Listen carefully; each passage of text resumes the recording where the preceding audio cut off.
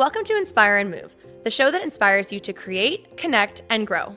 I'm going to bring you meaningful conversations, aha moments, and all the motivation you need to up-level every part of your life. I'm Ali Aruda, founder of Inspire and Move, and your personal hype girl. I've gone from fashion school to celebrity stylist to corporate marketing to brick and mortar entrepreneurship with my husband, each time learning incredible lessons how to pivot, reimagine, and implement the steps to become successful. I'm passionate about inspiring others to live their best life, a life of joy. We have the power to design a life that we love, because life is too short not to. The best part is that you weren't meant to do this alone. If you feel like you are meant for more, let me ride shotgun with you, and together, let's get you to where you want to go. Hello, everyone. Welcome back to the Inspire and Move podcast. I am your host, Ali Aruda, and today we are back in studio, and we have such a special guest today, my friend Whitney, who is the founder and creator of Woven. It is a beautiful women's boutique here in downtown Burlington, Ontario. We are filming just around the corner from the boutique here in Pearl Street Studio, and I am just so excited to have you on the show. Welcome to the show, Whitney. Thank you. Thank you so much for having me. It's so fun because Whitney and I actually get to spend a lot of time together. We do a lot of work together, come to each other's events, but this is our first time really sitting down and having a very intentional conversation about your story and business. And I have loved watching the evolution of Woven to when you were strictly e-commerce and doing pop-ups, which we would do some at Benchmark Fitness, our gym also in Burlington. And now you have this beautiful boutique that is so much more than somewhere that you just go to shop.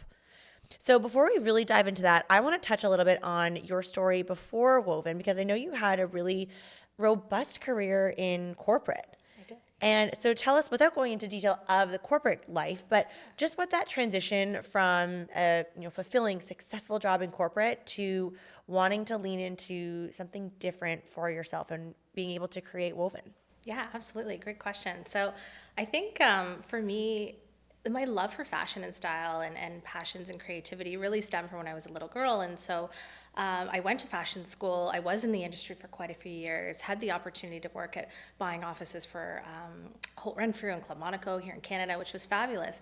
And I loved it, but I always had that entrepreneurial drive. I always wanted something for myself. And so without getting into it too much, I took a year off after working in the buying industry to do some soul searching. And I thought I may do it then. I was in my early 20s, so still quite young, didn't have the confidence I do now and the support system. And I took a part-time job at the bank. And so that's really how I got into corporate, was through a part-time job as a teller for a bank, and then worked my way up. And flash forward 20 years, 2 kids, a husband, a mortgage. It really was like the responsible thing to do in my eyes, was to sort of stay in that career path. But every year reevaluating, and I'm a big journaler and focusing on that. I always came back to, I wanted my own thing. I want to be an entrepreneur, and I miss that creative side. So that was really, for me, how I made that shift and the reason why. Okay, well, we need to know, what was your wardrobe like when you worked in corporate at the bank? Like, I need to know. Very fashion forward, as you can imagine. Yes, I never loved a traditional suit, so I was always trying to break the mold, always pushing the boundaries. And in fact, we'll leave it at that. Always pushing the boundaries. I love it. Plunging neckline with a vest and a blazer. Yes, totally. Very high heels. Actually, there was a period of time, like early years, it's not this way now, where we weren't even allowed to wear skirts without pantyhose. And so I wasn't having that. I wanted open-toed sandals. And so always working towards improving the fashion world. I love it. Okay, so now we have answered the call of wanting to be an entrepreneur. Yes. And we have started Woven. Yeah. And you started Woven in your home. I did. Yeah. And remind me, was this in the pandemic times? Yeah. Okay. So right outside of the pandemic. And so it was all sort of brewing during the pandemic. So for me, it was a big change in career. I always knew I had the creative side and I always wanted to be an entrepreneur, but leaving the bank, something that was so secure and so steady, was a big decision. And so for me, it really happened and really came about. The pivotal moment was, obviously I worked in the markets and in finance. I was a financial planner. And so stock markets were crashing during COVID, and it was so stressful.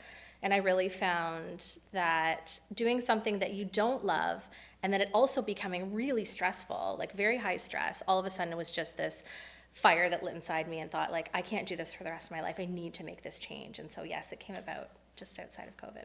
Do you remember where you were, where maybe you like sat down over dinner, or where you were with your husband Blake? Yeah. Did you have a conversation where you're like, okay, hun, I'm This doing is it? it. Yeah, it was in our backyard by the fire, having a glass of wine, and was with Blake, so good guess. Yeah. Kids were asleep, and I was actually in tears, and I just said to him, I'm like, I'm done. Like, I am done.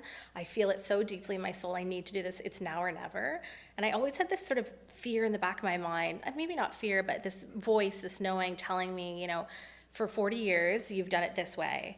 And you know, I was very much a people pleaser with my family. You did the banking, you did all the things that kind of I felt my mom and dad always wanted me to do because they were both bankers. Now it's time for me. It's time for me to do something for myself. It's time for me to show my girls, I have 2 little girls, that you can do anything. And so it was just all of this came together, and it was like an explosion. And luckily he's so supportive and turned to me and said, let's do it. Like, I'm in, let's do it. I'm here for you. So, I love that. Yeah. And so you started Woven. How did you come up with the name? Great question. So actually in the middle of the night. So I'm a very intuitive person. I very much follow my own intuition. I'm a big journaler. And so I really just like put it out there in the universe. And I was starting to think about the name. And I'll be quite honest, since I've been 10 years old, I've had a journal, and I fill about a journal a year. And so I've had a variety of names over the years. Never was it Woven, but different ideas. And so I was looking at my journal, going through things of when I was a little girl. And all of a sudden I woke up at, it was like 1 or 2 in the morning, and I turned to Blake and I shook him and woke him up, and I said, Woven. And he's looking at me going, what do you mean? What's wrong? Like, are you okay? Yeah, are you okay? Someone in the house. I said, no, Woven. He's like, what are you talking about? I said, a name for the store, Woven. So a community of women woven together, but also woven fabrics and textiles, because I had this dream about always wanting to support women and bring them together in community, but also stay true to my fashion background. And so it just came in the middle of the night, literally. I love this. Yeah. And that is very much how you have embodied the brand since the early stages of having it out of your house. I remember picking up bags in the little like black bin on the front porch. Front porch, yeah. Yes. And then to having the pop-ups. And I mean, I'm so grateful to have had Woven a part of some of my events before you stepped into having a full brick and mortar space and experience. But correct me if I'm wrong, that all of the brands that you carry at Woven are female owned brands. Correct. Yes. So we're very passionate about supporting women, and so that's one of our core values at Woven. So all of our pieces are made for women by women. The majority of them locally here in Canada, and if not made in Canada, designed in Canada. So we're also really passionate about supporting Canadian products as well. Okay. Okay. So we've started Woven. Yes. We've started it out of our house, Yes. and it was a team of 2. Actually, it was initially a team of A one. team of 1. Sorry. Of course, it starts as a team of 1. Starts as a team of 1. With 3 bonus team members called husband, Yes. daughter. Totally. Full family support. So very fortunate. But yeah, I never thought, and this has been a big learning for me and something that I'm even working through still today. I've always been very independent, very like A-type personality, do things on my own. I'm also an only child, so I don't know if that has anything to do with it, but just have done most things on my own in my life. And I thought this would be very similar. I feel so seen. Yeah, you feel seen? Yeah, I feel seen. Yeah, and I just thought, you know what, I'm going to start this business. It's going to be amazing. I had all these hopes and dreams and plans, and off I went. But boy, was I wrong. I realized that in order to build a business and to really scale a business, you need a team. You need support. And so immediately that's when Andrea came in, who is one of my longtime closest friends and partner in crime, partner in life. And so, yes, then we started working together. I love this. Now, walk me through the timeline, because like, I know it as a friend and consumer, but for everybody else, the timeline of starting Woven from its inception to now graduating to the brick and mortar space. What did that time frame look like? Yeah, fast. Actually, it feels like a long time, but when I look back, it was really so 2 quick. years? We just hit 3 years. Oh my God. Yeah, just over 3 years now, so really quickly. But when you're in it, it feels forever. But yeah, 3 years. So we started, like you said, out of the basement of our home, and so we were e-com. We initially thought outside of COVID that the business model would be, women would shop like Andrea and I did, meaning online. Like we were a very much online shopper. We weren't in-person shoppers. We also had just, remember, come out of a time where nobody was in person. Yeah, and so we thought, okay, we'll offer clothing online, but also our full range of services, so styling services, in-home closets. We were doing everything virtually, and it was great. But then all of a sudden came this need for in person, and everybody, what we realized, our customer, they wanted to come see us in person. So I started doing appointments out of my home. So all of our styling appointments were done out of our home. We started doing closet edits as the world opened back up, and it was just like this outpouring from the community. They wanted to touch and feel the fabrics. They wanted to work with us one-to-one, and we thought, my gosh, like we need a space. Was that always your vision when you started Woven? No, the vision was to be e-com and be online.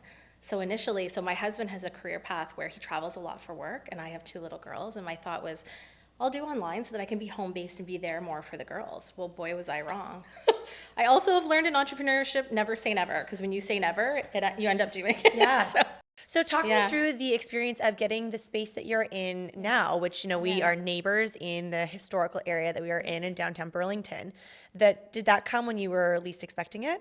Yeah, and so interestingly enough, where I was talking about listening to my gut, many years ago, I actually walked through Village Square and met with one of the property managers. I had no idea why I was doing it, but again, I was following that voice in my gut, always thinking I may have something of my own, and actually walked through the location where Woven is now. Come on. Which is crazy. Because that's been at least like 1 or 2 businesses since we've been here for 6 years. And it was one of the only vacant ones, and I walked through. I didn't even tell my husband. I came home that day from work, still working at the bank, saying, oh, I looked at a location downtown. He's like, why? I'm like, because I just feel like the time's going to come eventually, and I just wanted to do it. So I've always been very much that kind of a person. Anyways, lo and behold, that's where we are now.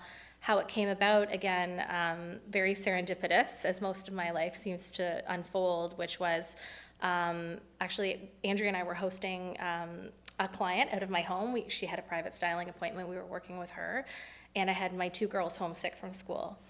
And if some moms are listening to this, they'll probably relate. The girls were upstairs. They were really sick, not feeling well. And I said, here's your iPad, be quiet, just let mommy get this appointment done.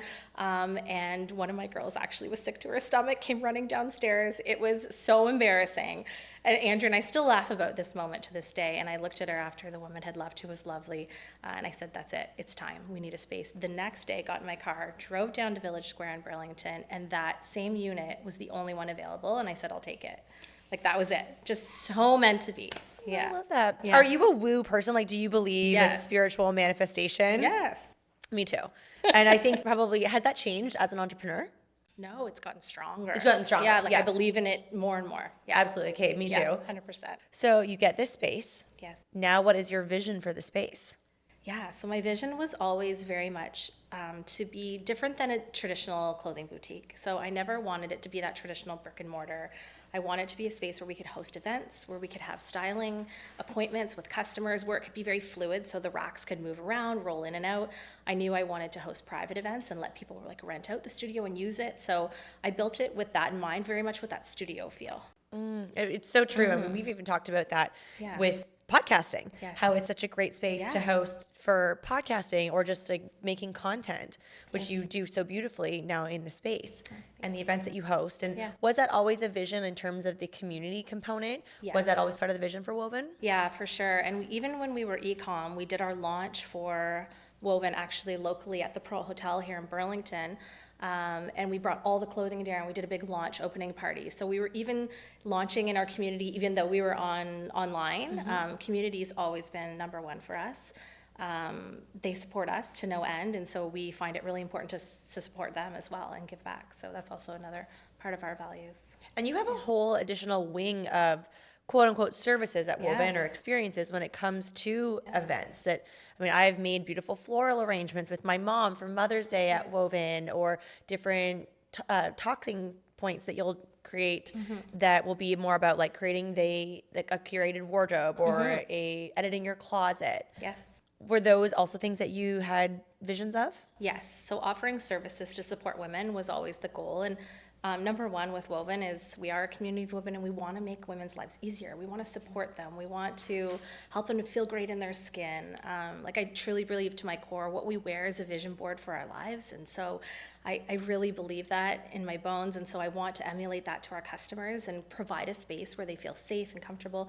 Because let's be honest, the fashion industry for so many years has got a bad rep, they don't always support women in feeling their best, and it's a tough place. And as women, I think we're hard on ourselves. So we wanted to create a community. We wanted to create a safe space for women to empower them.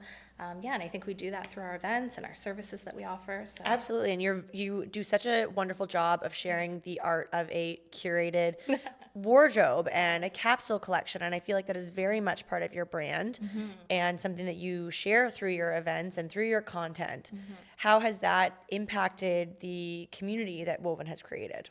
Yeah, so impacted our community, I think, really with that focus of simplifying the lives of women. So a lot of women come in, they're busy career women. Sometimes they're busy moms with children. They're women getting back into career. They're women that are retiring, going through some kind of a life change typically. And so they love the idea of a capsule collection because it's simple, it's easy, it's 8 to 10 pieces a season. They all mix and match. We help them with packing, closet edits, all of those things. So I think they make women's lives easier, and that word spreads, and that's really how we've built our business. I feel like there's such a beautiful relationship now between a capsule collection and the art of packing a carry-on only for travel. Yes. And Absolutely. what that looks like to, know that you want to be, well, as you said, make women's life easier. So I really like traveling with a carry-on so I can get to the airport, later than you would for a check bag and be out of the airport sooner than if you had a check bag. Absolutely. And we just had an event called the Curated Capsule, talking about the travel edit and exactly like what to pack and how to pack. Okay, what's to pack? What's Spill to the pack? tea. What are Spill you the tea? packing Okay. in a travel edit? Yeah. I need to know. So obviously, depending if it's hot and cold is a big factor. But let's say like a summer capsule, you're traveling. So a crisp white shirt always, whether that's linen or cotton, a great pair of black dress pants, a dress, something elevated and casual, both like on the dress side of things, a pair of shorts, one sweater for a cool night. Like I'm a big advocate of less is more. And so like I think with all of that, truly maybe a fun blouse and one pair of denim, like there's your 8 to 10 pieces. A shoe that can take you from day to night, and then a sneaker for working out and that kind of thing. But like that's all you need. Wear your heaviest items on the plane always. I'm a big fan of packing cubes. Yeah. So, okay. And rolling. So that's a big fan of that. And yeah, that's like truly all you need. And I truly think the love for that came from me when I started to travel in my early 20s and went overseas and went to Europe. Like I realized how freeing it is to have less. It's, you get more creative with what you have too. And just that load has been lifted. And so I really found a passion for it then. And so I love to spread that knowledge. Absolutely. What does your closet at home look like? Yes, it is very edited. I flip for season. So like I'm like a spring summer girl at the front when it's that season, and then I flip and bring fall winter forward. So I have everything in my closet. It's not color coded or anything crazy like you might imagine, but it is by size and style. But I live very much in a world of neutrals. Yep. And then I have like my colorful, sort of more vibrant pieces in like a different section, and I pull those in as I like them. But yeah. Okay, I love It's this. pretty. I'll be honest. I'm like, I kind of need to see a photo, like offline. I'm like, I need to see a picture of this. Yes. What are some staples that you feel like for all of the women listening or watching this episode? What do you feel are 5 pieces that every woman needs to have in their wardrobe? I love that question. Okay, a crisp white dress shirt. I knew that was going to be number 1. Yeah, it is the number one.